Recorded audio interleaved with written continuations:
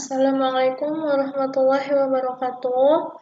Alhamdulillahirrabbilalamin. Tidak henti-hentinya kita panjatkan puji dan syukur kita atas rahmat yang telah Allah berikan kepada kita, baik itu rahmat kesehatan maupun rahmat waktu luang.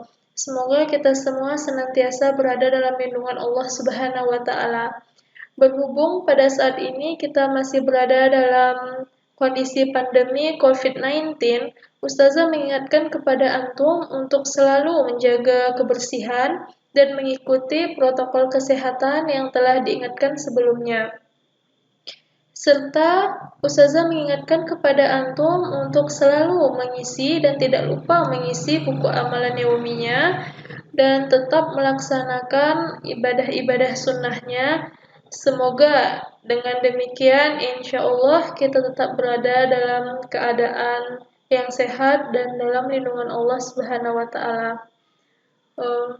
Baik teman-teman, pada video kali ini Ustazah akan menyampaikan materi yang masih berhubungan dengan video sebelumnya, yaitu tentang teknologi informasi dan komunikasi. Namun pada video kali ini Ustazah lebih spesifik menjelaskan tentang sejarah perkembangan komputer dari awal hingga bentuk yang seperti antum gunakan pada saat ini. Nah, sebelumnya kehadiran perangkat komputer tentunya sangat berguna untuk membantu kehidupan manusia di era modern seperti saat ini ya.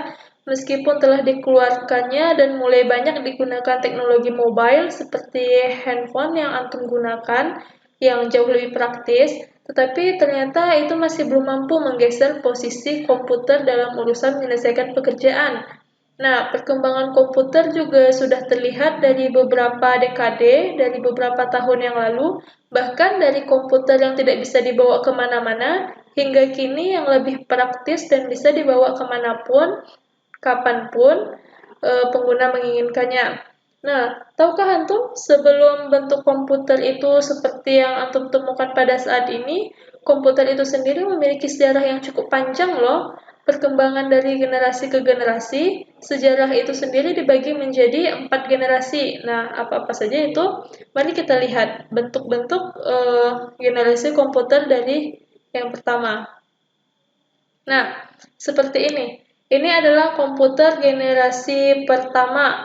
Itu ditemukan pada tahun 1946 dan digunakan hingga tahun 1959. Nah, komputer seperti ini itu dikenal dengan tabung vakum. Komputer generasi pertama ini tadi dibuat pada tahun 1946 yang menggunakan media tabung vakum sebagai komponen dasarnya. Tabung vakum sendiri merupakan sebuah material yang sangat cepat menghantarkan panas, sehingga ini dinilai kurang efektif jika digunakan pada masa sekarang.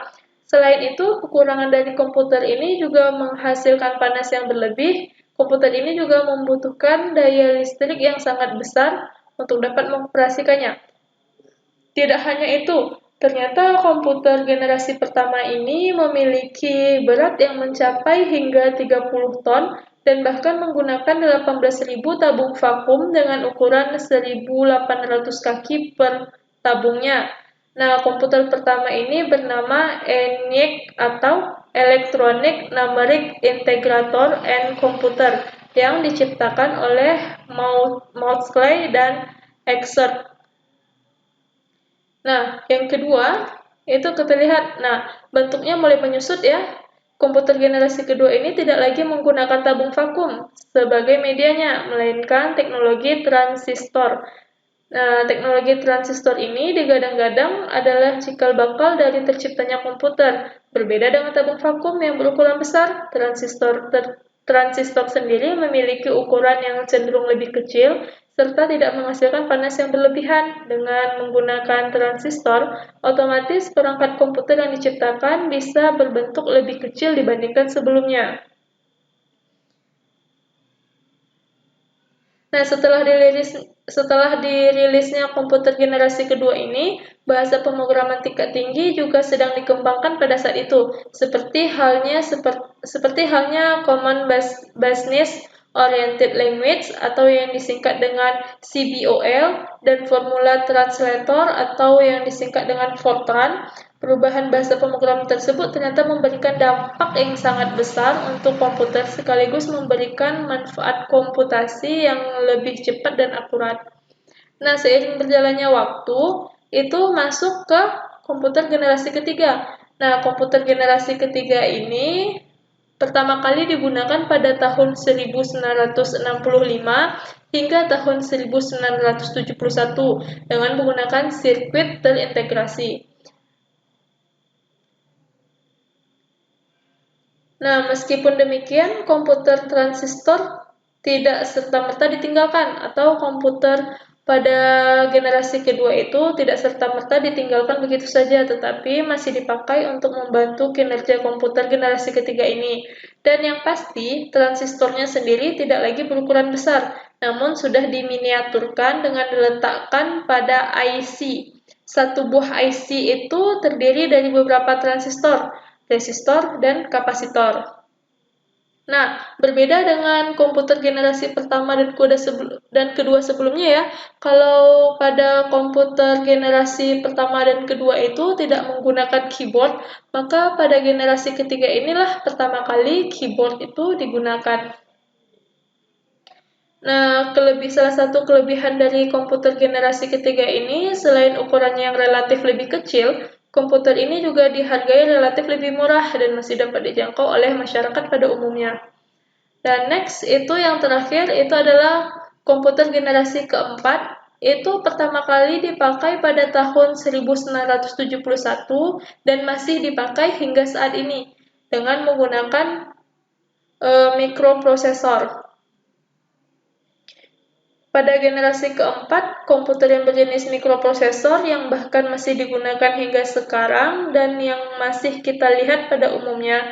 Mikroprosesor sendiri itu menggabungkan beberapa komponen menjadi satu di dalam sebuah chips yang kecil. Chips tersebut terdiri dari ribuan transistor dan elemen sirkuit lainnya yang dihubungkan menjadi satu. Artinya, secara otomatis, hal itu juga membuat sebuah komputer berukuran lebih kecil. Perkembangan komputer generasi keempat ini dibuat dan dicetuskan oleh Intel, salah satu perusahaan teknologi yang menciptakan chips Intel 4004 yang kemudian menjadi cikal bakal komponen inti dari perangkat komputer.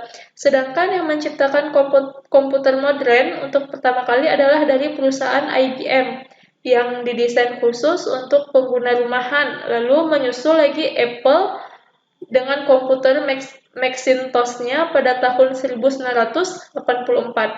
Perkembangan teknologi komputer yang dirasa sangat cepat itu secara tidak langsung melahirkan ide untuk menciptakan sebuah jaringan komputer, yang mana kemudian mengarah pada kelahiran internet. Selain itu, komputer generasi keempat sendiri juga sudah mulai menggunakan mouse dan diciptakannya Graphical User Interface atau yang disingkat dengan GUI, serta kemajuan-kemajuan lainnya yang dapat Antum rasakan seperti saat ini.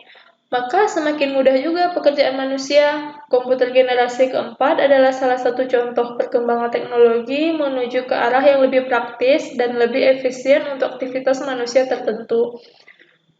Inovasi selanjutnya hasil dari perkembangan komputer generasi keempat, yakni menghasilkan komputer portable yang bisa dibawa kemanapun dan dapat dioperasikan kapanpun, atau yang biasa Antum kenal dengan laptop. Nah, itulah sedikit sejarah singkat perkembangan komputer, itu dari yang menggunakan tabung vakum hingga bentuk mini yang seperti Antum rasakan sekarang ini, itu ada yang namanya laptop. Nah, baik teman-teman, untuk tugasnya silakan Antum kerjakan tugas LKPD latihan kedua. Namun di samping tugas LKPD itu, Ustazah juga meminta Antum untuk meringkas video ini dan menyalinnya ke dalam buku catatan. Semoga apa yang Antum tulis itu dapat tinggal di kepala Antum. Dan jika ada hal yang tidak Antum mengerti, silahkan Antum tanyakan langsung kepada Ustazah via WA Japri. Oke, Ustazah akhiri. Assalamualaikum warahmatullahi wabarakatuh.